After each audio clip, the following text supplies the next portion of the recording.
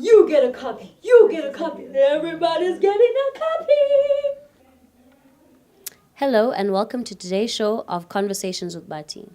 Today on the show, we have social psychologist from UCA joining us in dissecting South Africa's very own Trevor Noah's book, Born a Crime.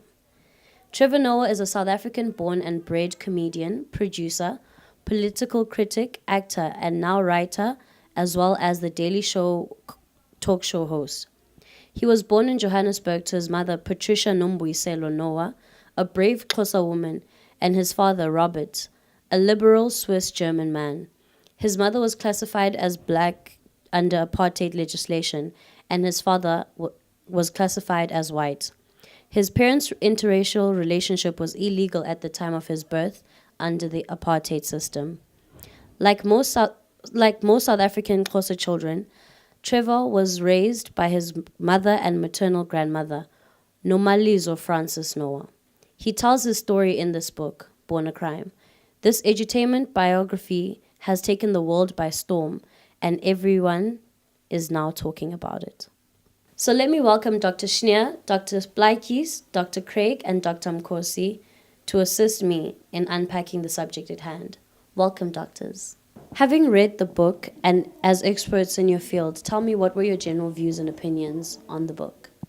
I feel personally that Trevor's story offers a very intimate account of a South African history because Trevor has lived in both South Africa and the States.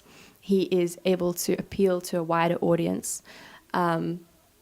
South Africans obviously are able to relate, having lived under the apartheid regime, and he draws many comparisons with South Africa to the United States.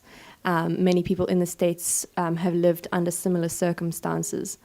Apart from these two countries, it appeals to the world over. I think every country has experienced some form of discrimination, prejudice, and inequality. So this really does appeal to a larger audience, as well as being a uniquely South African story.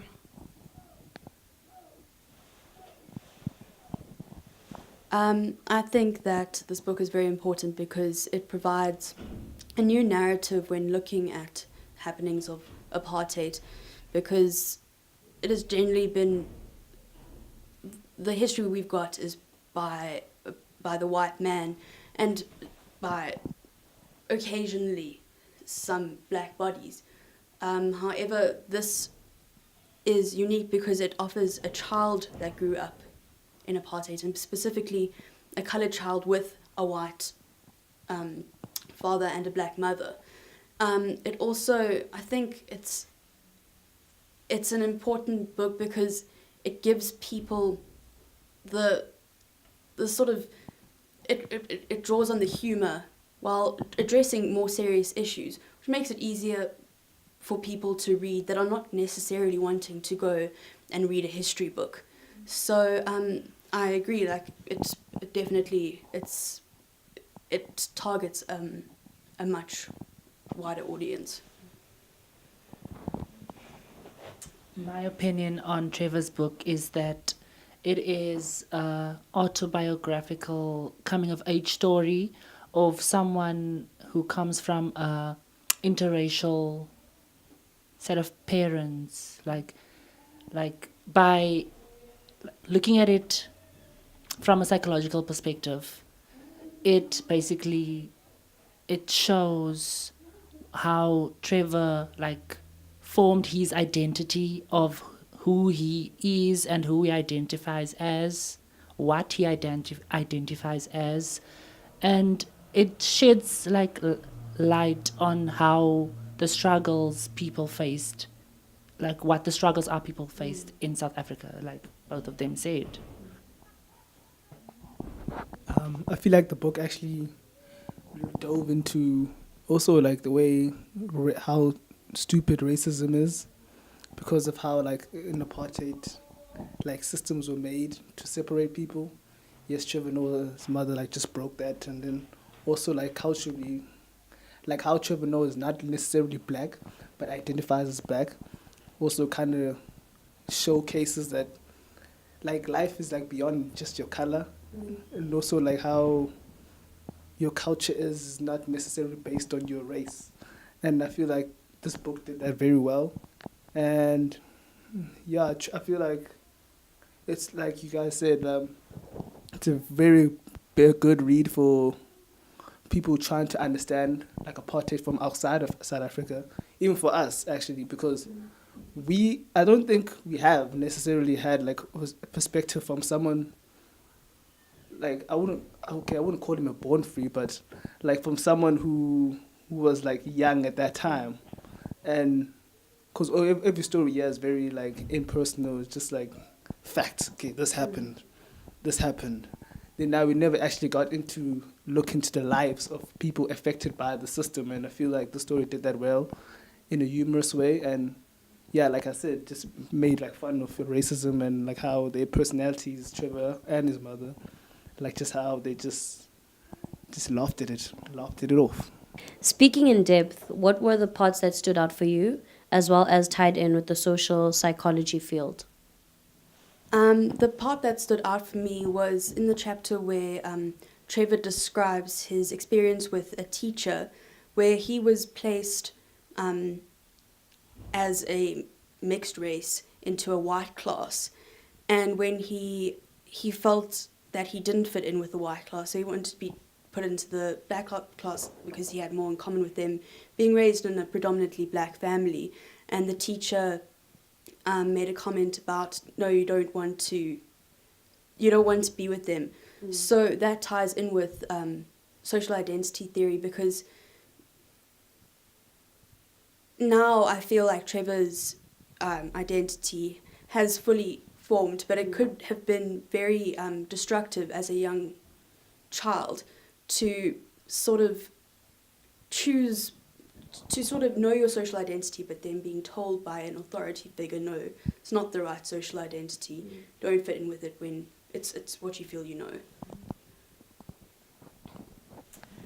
Just to add on to what she said, in terms of social identity theory, I think it's interesting that while Trevor seemingly fits into 3 different ethnic groups, so that would be black, white, and colored, he actually is rejected in all 3 of these groups, predominantly in school. And he describes in the book how he feels most closely connected to the black children, and I just thought that was interesting that his primary group, which is his family, is predominantly black, and then within his various secondary groups at school, he feels the most affinity for the children that are most similar to his primary group. So, what did you think of the various characters and their relationships with each other, as well as Trevor, relating it to the Sternberg's love triangle?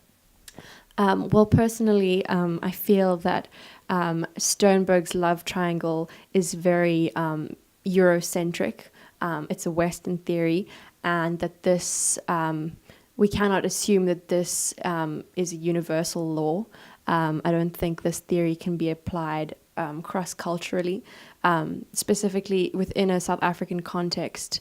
The fact that he only has 8 categories, 2 of which are the only 2 that do not fit into a romantic or sexual category. This does not help in explaining most of Trevor's relationships. Most of his relationships described in the book were not romantic or sexual, so this leaves only the intimate part of the triangle and the non-love part of the triangle in which to categorize these in. Yeah.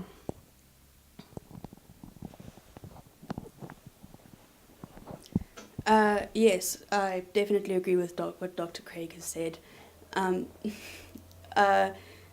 In particular, the relationship that stood out for me was the relationship between Trevor and his mom. They had a very unique relationship. In the chapter where Trevor speaks of how his mom, even though they were in the same house, they used to communicate by letters. So they would write very formal letters to each other. Trevor's mom explaining what the punishment was, and then Trevor writing a very formal response back, but like pointed, saying this is not fair, using fancy words. It was just a strange relationship, particularly that there were just the two of them in the house. Also, the scenario, also in the same part of the book, where Trevor would get a punishment, his mom would like smack him, and he would still be upset about it. And half an hour later, his mom would be like, "Okay, let's watch TV now," and he'd be like, "No." So they definitely, I think it speaks to, in South Africa there are lots of single parent households, particular single moms. So I do think that, like Dr. Craig said, the Sternberg's love triangle is very different in Africa and the climate in Africa. The theory was smashed and like broken because of the relationship between Trevor Noah's mother and his stepfather, because that relationship does not fit in anywhere within the theory, in terms of just how his stepfather treated his mother, because like how the abuse happened and the gunshot and how it all escalated like for the years. And then even how Trevor Noah's mother went back to him after I forget the child's name, was finally 18, but then one of Trevor's brothers was finally 18, and then Trevor's mother kind of forgave his stepfather, and then kind of they made love, and then the baby came, and that made Trevor's relationship between his mother and Trevor like very like distant, and Trevor moved out because that meant like that's another 18 years of that stepfather in the house. And then Trevor never understood why his stepfather and his mother could get back together after all the abuse and the beating, and that just shows like how love in South Africa is very different. Also like how they used to live in the same house but not even speak to each other for like years, and like different rooms. That's like not like westernized people would say that's like not a relationship at all. But yeah, in South African context, that is kind of a relationship. They also got divorced, but not technically divorced, in terms of like they got divorced in terms of like finances and paper, but they were still living in the same household, and they were still together because of the children, and had nothing to do with their love. But Trevor's mother still loved the man until the point she almost died because she never gave up on him. So yeah, the theory is it's a rubbish theory, I feel, in the South African context. I also feel like with the relationship with Trevor's mother and his actual father, that was, of course, it was intimate because they had sex, but it wasn't as intimate. It was more like a friendship type of thing, because she basically told him all she wants is his sperm because she wants his child. It wasn't like a romantic type thing. Like, It was an agreement. yeah, she like didn't want to marry him or anything. She just wanted to have a child with him so she can give that child like everything that she never got in life. Yeah, so the theory of Steinberg's love triangle bullshit. Tying all of these comments together, it is very important to note with this that Western realities for Western people very different from African realities, because Western white realities, it's thought of as the norm. Then people look at Africa and they look down on the relationships that they have, but it's a very different reality. People in this country have had to live with things that other people would never have to even think of living with. And I feel like that's what the book did very well in context, in like how showing the Western world an African perspective. And yeah. How does ethnocentrism apply in the South African context in your understanding? Not just looking at the book? Okay, well, I think as a white woman growing up in South Africa, racism, sort of the repercussions of racism, are still still issues that our country has to overcome. However, before coming to Rhodes University, before taking Xhosa and before reading Trevor's book, I was unaware of the ethnic tensions between various black ethnic groups within South Africa. And I didn't realize that this was prevalent before apartheid even started, and that this was something the apartheid government used to their advantage to create further divisions between the black community and to basically further their racist regime. I also feel that like ethnocentrism in the context of South Africa, like I feel like it still exists, because I don't want to like tiptoe over this topic, but there are white people who do believe that they are better than other races, especially in South Africa, because you do have like like towns and cities that are mainly like white dominant, and black people just feel uncomfortable in those spaces because white people make them feel uncomfortable. They make them feel worthless, and like, you know what I'm trying to say, right? So in the context of South Africa, I feel like it does still exist. And the book specifically touches on that point, that not just white people like think their culture is better than the rest, but sometimes black people can also think that they are, especially with the land reform thing, they feel like they deserve it. Exactly. When, like, if you look at the history of South Africa, Khoisan people were the first people who, like, were found here. So basically the land belongs to them. So they have this sense of entitlement. They feel like they are better than the Khoisan people. Like, the Khoisan people don't even get noticed. So ethnocentrism is a thing in South Africa. I feel like it also happened in the book. Well, we talk about the chapter where the taxi driver, he was like a Zulu man, and kind of discriminated against Trevor's mother because she was Xhosa. And then, because like cultural differences, to the point where she had to kind of jump out of a moving car. And that just highlighted it. Also, near the end, and when Trevor's mother was getting married to stepfather, like that was another. It was more evident there because of cultural differences, where she was a Xhosa lady and she had to go into, like, I think his stepfather was Venda, so he had to go into that culture. Then like the cultural beliefs were different, like they would discriminate against her there in her, like, in that cultural environment, because she didn't act like a Venda woman.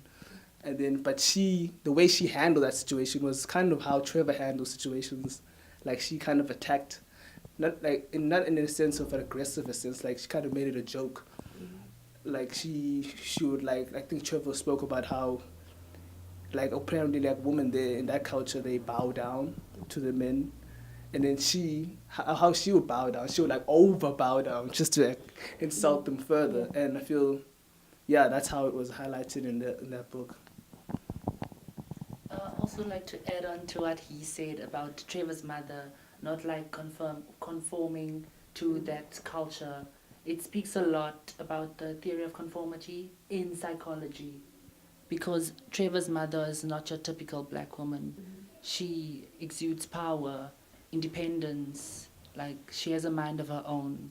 Another interesting scenario is the scenario in which in Trevor's mother or Trevor's grandmother's prayer group, they wanted Trevor to come pray in English, because English, it was thought that God answered English prayers rather than African language prayer. This speaks to a certain level of kind of bias. Yeah, because the bias that we are looking at in this like situation is called explicit bias, where a person it refers to a person. It's the attitudes and beliefs that a person shapes of other people or groups on a conscious level. Yeah. Thank you so much for joining me, doctors, and thank you for joining the show. We'll see you next time. Bye.